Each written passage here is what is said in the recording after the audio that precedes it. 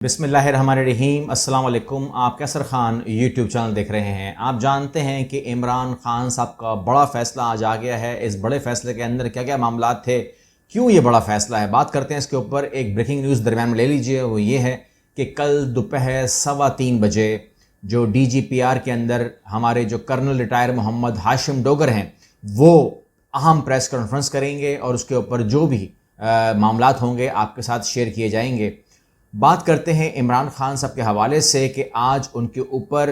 کارروائی ہونا تھی اور توہین عدالت انہوں نے کی تھی، جس کے بارے میں اس خبر میں ایک بار پھر عدالت نے کہا ہے کہ بادی النظر میں عمران خان نے توہین عدالت کی تھی، جس کو ہم ختم کر رہے ہیں اور عمران خان کے رویے کے تناظر میں ختم کیا جا رہا ہے اس کو۔ وجہ کیا ہے، یعنی کہ عمران خان کے رویے میں کیا معاملہ آیا اور اصولاً کیا ہونا چاہیے تھا۔ جو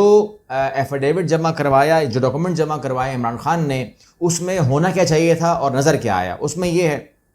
کہ جیسے کہ اٹارنی جنرل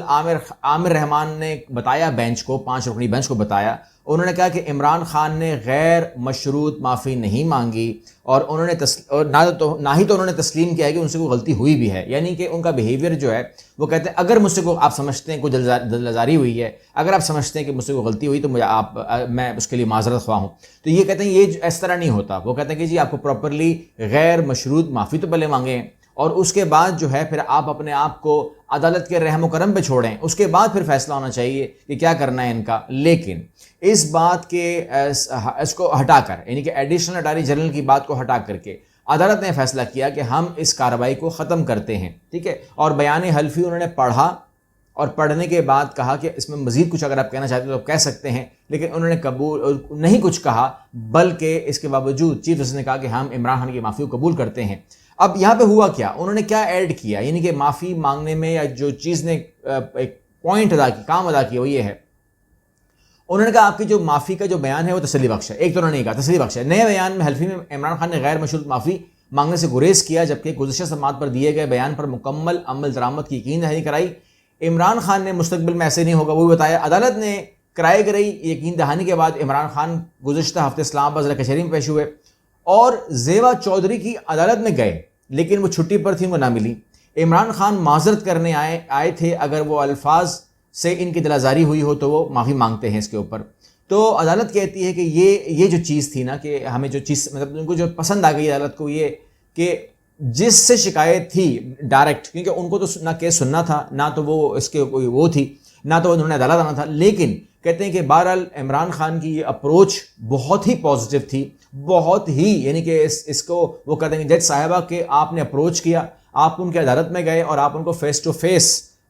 سوری کرنا چاہتے تھے، لیکن بہرحال وہ وہاں پر چھٹی پہ تھیں، لیکن آپ نے اپنا فرض ادا کیا اور آپ ان کے سٹاف صاحب نے کہا کہ ان کو بتائیں عمران خان آیا تھا اور معافی مانگنے آیا تھا، آپ کی دل آزاری ہوئی ہے، اس کے لیے وہ ان سے بات کرنا چاہتے تھے۔ تو اس کے اوپر ظاہر سی بات ہے کہ جب ایک آدمی آپ کے دروازے پہ آ جائے تو اس کے بعد باقی تمام چیزیں جو اٹارنی جنرل گنوا رہے تھے ان تمام چیزوں کی کوئی وقت رہ نہیں جاتی۔ اب معاملہ آگے کیا ہے جی، یہ تو کیس ختم ہو گیا۔ اس کیس کے اندر کیا ہونا تھا، اس کیس کے اندر یہ ہونا تھا کہ مریم نواز کو امید تھی کہ اس کے اندر توہین عدالت کیس کو یا تو اس کو بڑھایا جائے گا یا پھر اس کے اندر کوئی کم از کم فرد جرم عائد کی جائے گی، جس کے اوپر ان کا جواب یہ آیا ہے کہ توہین تو ہوئی ہے اور پوری دنیا کے سامنے ہوئی ہے، سو کیس خارج ہو گیا۔ کہنے کے بجائے یہ کہنا زیادہ مناسب ہے کہ فتنہ کو معافی ملی ہے، درگزر ہوا ہے۔ اب یہاں پر چونکہ وہ اپنے حساب سے وہ بات کرتی ہیں، لیکن معاملہ یہ کہ بہرحال یہ ہے کہ مریم نواز کا اب ایک فیصلہ بھی آیا ہے۔ یہ تو ایک بات ہو گئی نا کہ آپ نے سن لیا، اب جو ان کا فیصلہ آیا ہے وہ میں فیصلہ آپ کے سامنے رکھ دیتا ہوں۔ فیصلہ یہ ہے کہ لاہور ہائی کورٹ کے فیصلے کے بعد مریم نواز کی لندن روانگی کا امکان، تو کسی ٹائم بھی جو ہے وہ اب ہم کو لندن کے لیے روانگی کے لیے تیار ہو جائیں گے۔ آپ سوال کر سکتے ہیں کہ یہ کیا اس کا جڑتا ہے معاملہ، تو یہ معاملہ جڑتا ہے اور یہ جو جڑتا ہے اس کے اوپر ہم اس کو تفصیل سے الگ بیان کریں گے، لیکن اس ٹائم جو ہے میں آپ کو ایک چیز اور ایڈ کر دوں، یہاں پر وہ دیکھ لیجئے گا۔ ایک یہ ہے کہ آہستہ آہستہ دھیرے دھیرے جو ہے 2 خبریں دوں گا، بہت اہم ہے، دونوں اہم ہیں۔ ہر چیز ٹھیک ہو گئی تھی، یقین تھا اب حکومت مجھے نہیں نکالے گی، مفتہ اسماعیل شکوہ۔ مفتہ اسماعیل جو ہیں آپ کو پتہ ہے کہ وہ کہاں سے آئے تھے، وہ کس کی سفارش پہ تھے، اور اس کے بعد جو ہے وہ وزیر خزانہ بن گئے۔ وہ الیکشن تو نہیں جیت سکے, جیت جاتے الیکشن, لیکن وہ پھر وزیر خزانہ بن گئے, اور ان کو وہ کہتے ہیں کہ جی جیسے ہی میں وزیر خزانہ بنا ویسے ہی میرے خلاف جو ہے پارٹی کے اندر سے آوازیں آنا شروع ہو گئی تھی کہ اسحاق ڈار کو لاؤ, آنا چاہیے, اور یہ وہ مطلب دوسرے لفظوں میں میری انسلٹ کر رہے تھے. لیکن وہ کہتے ہیں کہ جو کچھ مجھ سے کروایا گیا وہ تو کروایا گیا, لیکن جیسے ہی اسحاق ڈار آیا تو انہوں نے وہ کام کروا دیا جو عمران خان کے اوپر الزام تھا کہ انہوں نے عوام کو ریلیف کیوں دیا. یہ اس الزام میں عمران خان کو کافی زیادہ ہم نے سنا, لیکن اب وہ کہہ رہے ہیں کہ چونکہ وہ کام اسحاق ڈار نے کر دیا ہے تو اس پر مفتی اسماعیل کا اللہ خیر کرے. بہت ایک وہ بات ہے کہ وہ کہتے ہیں کہ پھر کیا فرق رہ گیا, یعنی کہ جو اپروچ لے کر آئے ہیں یہ تو 3 مہینے کی بات انہوں نے کی ہے. تو مطلب یہ ہوا کہ اگر میں اس کو ازیوم کر لوں, مفتی اسماعیل کی بات کو پکڑ کر اگر میں ایک خبر نکالوں ان کی باتوں میں سے, جو کہ انہوں نے خبر نہیں دی ہے, وہ یہ ہے کہ 3 مہینے کے لیے چیکس کو فریز کرنا, 3 مہینے کے لیے ٹیکس کو فریز کرنا, 3 مہینے کے لیے یہ تمام باتیں کرنے کا مطلب یہ ہوا کہ 3 مہینے رہ گئے ہیں اس حکومت کو کرنے کے لیے. مطلب یہ ہوا کہ اکتوبر, نومبر, دسمبر,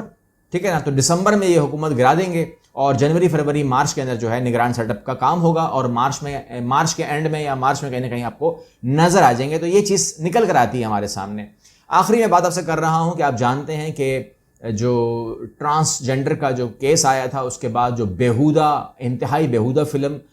جوائے لینڈ کو پروموٹ کیا گیا, اس کے بعد اس کے اوپر آپ کو پتہ ہے کہ جب بھی آپ دکھاتے ہیں پاکستان میں عورتوں کو جلا رہے ہیں, مار رہے ہیں, یا کوئی تکلیف میں ہے, یا کہیں پر آگ لگی ہوئی ہے, یا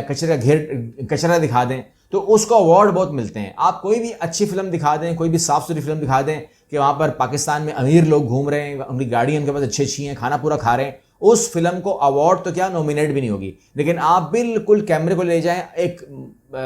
مفلس ترین گھر کے پاس, جن کے پاس کھانے کو کچھ نہیں ہے, ایوارڈ مل جاتا ہے. اب جو ٹرانسجنڈر کے اوپر فلم بنائی ہے جوائے لینڈ, اس کو بھی بہت زیادہ پذیرائی مل رہی ہے, ایوارڈز مل رہے ہیں, اور وہ بھی ایوارڈ جیت جائے گی, تمام ایوارڈ جیت جائے گی. کیونکہ پاکستان میں اس چیز کو لانے کے لیے کون کون شامل تھا, اب آپ کو میں ایک بریکنگ نیوز دے دیتا ہوں. وہ یہ ہے